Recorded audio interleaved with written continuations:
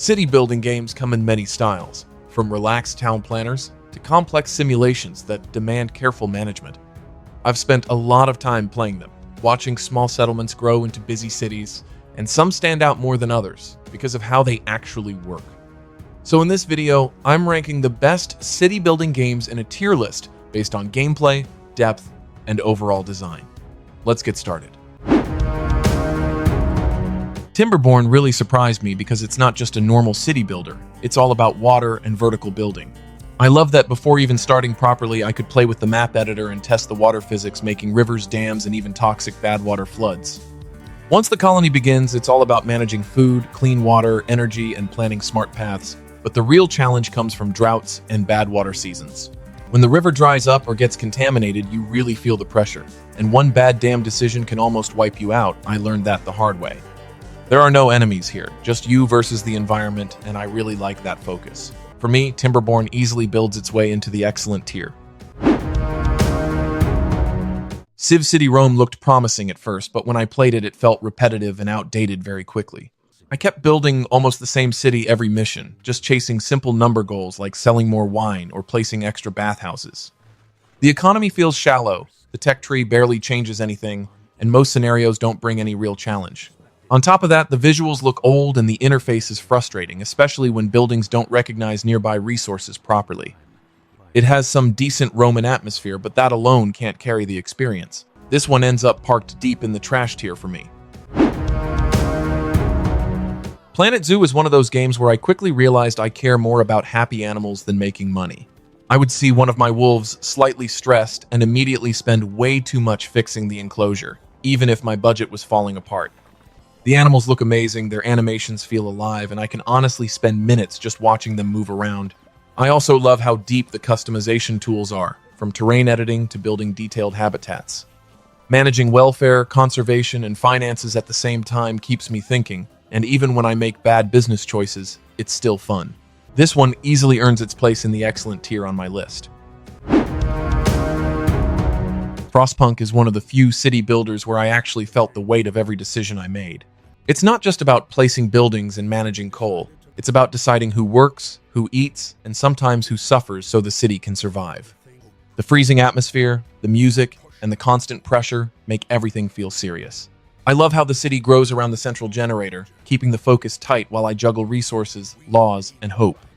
The moral choices, especially through the Book of Laws, really stayed with me because every decision has consequences. Very few games blend survival, storytelling, and city management this well. For me, this stands at the very top in the masterpiece tier. Kingdoms Reborn really scratched that classic city building itch for me, especially in the early hours. I like how it mixes survival, trading, and expansion, and the card system, while sometimes annoying, forces me to adapt instead of building the same layout every time.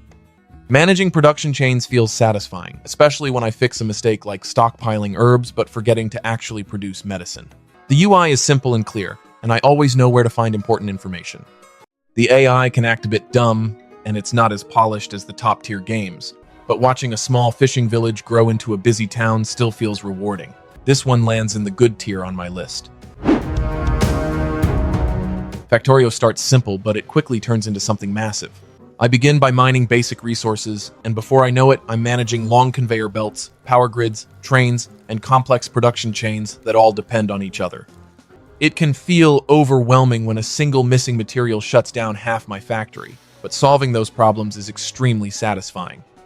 When everything flows perfectly and the machines run without interruption, it feels almost peaceful. I also like that the alien attacks force me to think about defense and expansion at the same time. The depth and freedom here are incredible. This earns its spot right at the top in the masterpiece tier. Surviving Mars constantly keeps me on edge because one small mistake can wipe out the whole colony. I've had situations where a metal shortage shut down power, which killed oxygen, and suddenly everything collapsed. I really like that constant tension because it makes every decision feel important. Managing domes, life support, drones, and supply chains becomes a real puzzle, especially since maintenance never stops draining resources. The early learning phase can be frustrating, and the game doesn't explain everything clearly. But once I understood the systems, it became much more engaging. The different sponsors and mysteries also add replay value. This earns a strong place in the great tier on my list. Foundation starts small, but it quickly grows into a deep medieval city builder with a lot to manage. I begin with just a few villagers, woodcutters, and stone gatherers, and before long I'm handling taxes, churches, taverns, and expanding neighborhoods. The tutorial helped me a lot because the systems can feel overwhelming at first. I like how flexible the difficulty and settings are, so I can adjust the experience to match how relaxed or complex I want it to be. The art style is charming, and zooming in on the villagers gives the town real personality.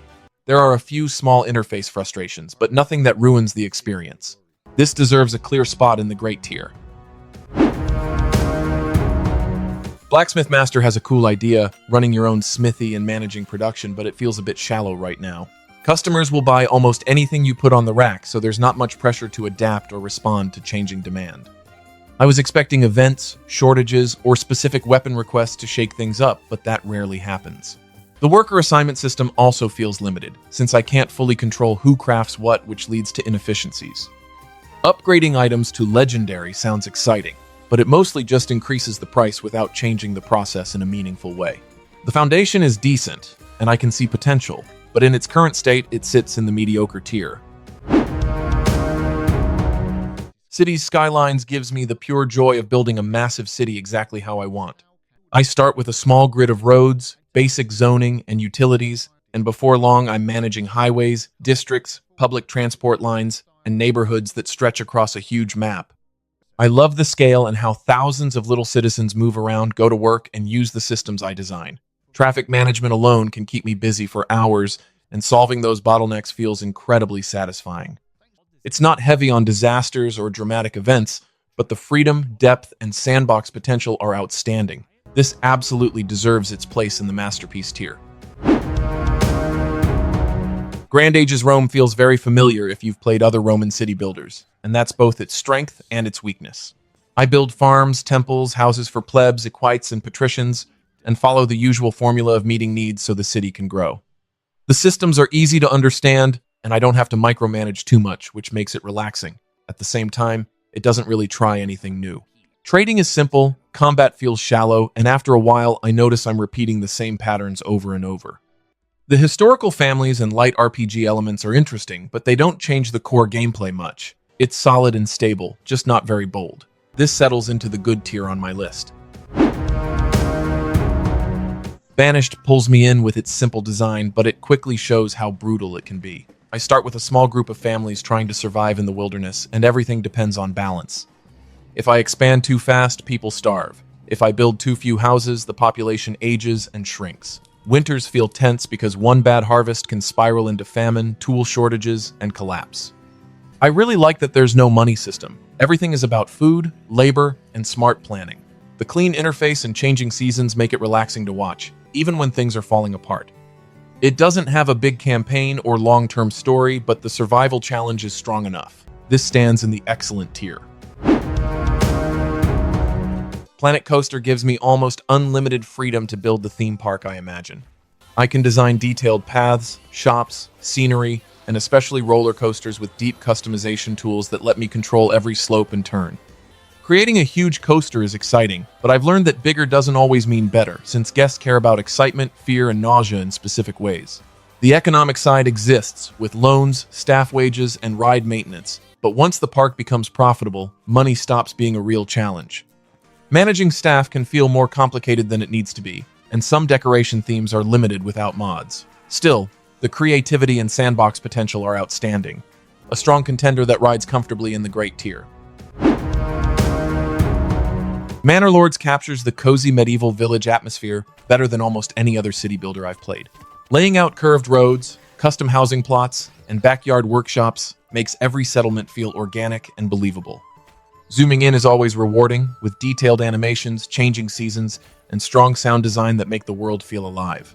Managing food, fuel, and trade creates a solid economic loop, and I like how weapons and armor production directly support the militia system. The RTS battles are simple but satisfying once a proper army is assembled. It clearly feels unfinished in several areas, especially in the late game, but the potential is obvious. Even in its current state, it confidently earns a spot in the excellent tier. Norland focuses less on big battles and more on family politics inside a medieval noble house, and that's what makes it interesting to me. I'm not just building farms and workshops, I'm dealing with jealous siblings, rebellious children, and shifting alliances. Every character has their own personality, and small decisions can spiral into revolts, betrayals, or even poisonings. Managing the economy and keeping the population stable adds pressure, especially when food or loyalty starts dropping. The emergent storytelling is the real highlight, since no two runs feel the same. That said, it's clearly early access with rough edges and some unpolished systems. A solid experience overall, placing it in the good tier. Against the Storm feels completely different from a traditional city builder, because every settlement is temporary, tense, and unpredictable. I'm constantly adapting to random blueprints, shifting resources, and rising hostility during storms. Sometimes I can produce ale but have nowhere to serve it, or I have the tavern but no grain to brew. Instead of following one perfect strategy, I'm forced to adjust based on what the game offers me. The balance between chaos and control is what makes it special. Even when I fail, it's usually because of my decisions, not bad luck. The roguelike structure keeps sessions tight and exciting, with no long-term slog. A brilliantly designed experience that firmly belongs in the masterpiece tier. Pharaoh stands out to me because it blends city building with strong historical atmosphere and meaningful economic planning. I'm not just placing houses. I'm managing food chains, trade goods, monuments, and keeping different social classes satisfied. The need to balance farms along the Nile, industry, religion, and culture keeps every city engaging. I really enjoy how geography shapes strategy, especially when limited fertile land forces careful expansion. Combat exists, but like many classic city builders, it's not the strongest part. Where Pharaoh truly shines is in its sense of place and structured mission design, which makes each scenario feel purposeful. A classic experience that earns its spot in the great tier. Let's Build a Zoo looks simple at first, but it quickly becomes surprisingly deep and addictive. I start with a few basic animals, but soon I'm managing enclosures, breeding programs, buses for visitors, and trying to balance my finances.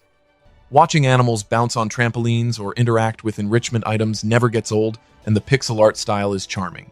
The animal variety is impressive, especially once I unlock the splicer and start creating wild hybrid creatures. The morality system also adds an interesting twist, letting me shape the zoo in ethical or questionable ways. That said, the tutorial could explain more, and the money balance can feel frustrating at times. A creative and fun experience that fits well in the good tier. Fabledom is a cozy city builder that focuses more on charm and comfort than deep complexity, and I really appreciate that about it. I start small with just a few fablings, slowly building up farms, houses, and production chains while keeping everyone happy. The romance system is a fun twist, letting me choose a royal partner and unlock unique bonuses and buildings. It doesn't reinvent the genre, but it wraps familiar mechanics in a cute fairy tale style that feels welcoming. There's light combat and diplomacy, but nothing too intense. As the town grows, it can feel a bit grindy, yet the relaxing vibe keeps me going. A warm and accessible builder that sits nicely in the good tier. Civilization 7 still pulls me into that one more turn loop, and I genuinely enjoy building an empire from scratch again. The warfare changes, especially the commander system, make battles smoother and less cluttered. Diplomacy also feels more meaningful, with influence and war support adding real consequences to aggressive moves. I like the age system and the ability to shift cultures over time, even if it can feel a bit compressed historically. Where it frustrates me is the heavy streamlining. The interface often hides important information, and I miss the deeper customization and detailed tooltips from earlier entries. It's polished, stylish, and still very fun, but not as rich as it could be. A strong entry that lands in the great tier. Workers and Resources Soviet Republics completely changed how I think about city builders. This isn't about zoning land or tweaking taxes, it's about managing every single physical system that keeps a society running. If I want waste handled, I need trucks, depots, transfer stations, research, and proper sorting. If I provide water, I also have to deal with sewage. Every system connects to another, and one weak link can bring everything down. It's overwhelming at times, and yes, it can be frustratingly detailed, but that depth is exactly why I love it. When all the moving parts finally work together, nothing else in the genre feels as satisfying. A true logistical giant that belongs in the masterpiece tier. 2 Point Hospital is exactly the kind of management sim I can relax with for hours. I love building up each hospital step by step, hiring quirky staff, and treating ridiculous illnesses while trying to keep everything running smoothly. The humor really carries it, from the silly disease names to the random announcements over the PA system. Underneath the jokes, though, there's a solid management loop of room planning, staff training, and balancing finances. It can feel repetitive when starting a brand new hospital from scratch again, especially after a few scenarios, but the pick-up and play structure makes it easy to jump in and out. A charming and polished sim that sits in the great tier. RimWorld is pure controlled chaos, and that's exactly why I love it. I start with a few stranded colonists, trying to build a safe little base, and before long, everything is falling apart in the most dramatic ways possible. The colonists aren't robots I can fully control. They have traits, flaws, breakdowns, addictions, and grudges. One bad decision can spiral into total disaster, and somehow that's where the best stories come from. The base building is deep, the management is intense, and the work priorities system becomes my lifeline once I understand it. It can be harsh and overwhelming, but no other colony sim creates this level of emergent storytelling. A chaotic genius that easily earns its place in the masterpiece tier. Town to City looks charming at first with its voxel style and cozy vibe, but once I started playing, it quickly felt empty and repetitive. Yes, I can place every bench, tree, and flower myself, but that level of micromanagement turns into busy work instead of meaningful gameplay. There's barely any challenge, no real pressure, and very little depth beyond decorating. The systems are so forgiving that my choices hardly matter, and progression feels shallow despite all the unlocks. It ends up being more of a sandbox toy than a proper city builder, and without strong mechanics underneath, I lose interest fast. A pretty shell that sits in the trash tier. Tropico 6 lets me play as whatever kind of ruler I want, and that's what makes it so fun. I can build a fair, happy island nation, or turn it into a strict dictatorship that only cares about profit. The political system is deep, with factions to manage, elections to win or rig, and real consequences for my choices. Setting up industries like rum production and tourism feels rewarding, but the economy can be confusing and unstable, and fixing money problems isn't always clear. Still, the personality, humor, and freedom it offers keep me hooked. A chaotic but brilliant experience that earns its place in the excellent tier. Clanfolk really feels like it was made for someone like me. I love life sims and colony management, and the idea of guiding a medieval family through harsh seasons sounded perfect. There's depth in how survival works, from food and shelter to marriage and alliances, but it still feels rough. The UI is cluttered, menus are hard to read, and even after the tutorial, I struggled to find what I needed. There's also no strong, long-term goal pushing me forward, so after stabilizing my settlement, I felt a bit directionless. I see the potential and respect what it's trying to do, but right now it sits in the good tier rather than higher. Jurassic World. Evolution 2 is a clear step up from the first game, and I genuinely enjoy building my own dinosaur park. The dinosaurs look amazing with great animations and sound, and watching a T Rex stomp around never gets old. Managing their traits and genetics adds some strategy, especially when aggressive dinos start causing chaos. But as a management sim, it still feels shallow. Guest needs are basic, staff management is light, and I can't even control simple things like ticket prices. The focus is clearly on the dinosaurs, not deep simulation systems. It's fun and visually impressive, but as a city builder style experience, it stays in the good tier rather than going higher. Emperor Rise of the Middle Kingdom takes the classic Impressions city builder formula and moves it to ancient China, and I had a great time with it. Managing food, housing, trade, and monuments still feels satisfying, and the ancestor system adds a nice twist compared to the older gods from previous games. I like planning clean residential blocks with walls and gates, and the farming changes make city layouts more flexible, but if I'm being honest, it plays very similar to Caesar, Pharaoh, and Zeus. The systems are polished, not reinvented. The engine also feels dated, and after many hours, the repetition shows. Still, the formula is strong and addictive, so this easily earns a spot in the great tier. Dwarf Fortress could honestly keep me busy for the rest of my life. The new Steam version makes everything easier to handle with proper mouse support, clearer menus, and real graphics instead of old ASCII symbols. Underneath that upgrade, the depth is still unbelievable. Every dwarf has their own personality, memories, and strange habits, and I don't control them directly. I just set the plans and watch events spiral. Fortresses fall in dramatic ways, heroes appear by accident, and one bad decision can flood the halls with lava. It's complex and sometimes overwhelming, but nothing else creates stories like this. That's why it sits at the masterpiece tier for me. kingdoms and castles caught me off guard in a good way. I went in expecting something simple, and that's mostly what I got, but it has a nice rhythm once you understand how to balance workers, food, wood, and expansion. Early on, I struggled with priorities, fires, and floods, and my citizens were never fully satisfied no matter what I built. Still, I liked that I could start without enemies and learn at my own pace before dealing with invasions. It's not very deep compared to bigger strategy titles, and the AI can feel predictable, but it has a charming, relaxed flow. That lands it in the good tier for me. Anno 117 Pax Romana really pulled me in with its beautiful Roman cities and detailed trade systems. I love watching my towns grow from simple homes to busy streets filled with theaters, shrines, and patrician villas, all shaped by smart city planning. The trade routes between Latium and Albion are where it truly shines for me, especially managing ships, moving goods across regions, and protecting everything with strong naval combat. Land battles and diplomacy are solid, even if the campaign feels more like a long tutorial. The economy can spiral out of control if I'm not careful, but smart trading usually saves me. For the depth, visuals, and logistics alone, it sits in the great tier.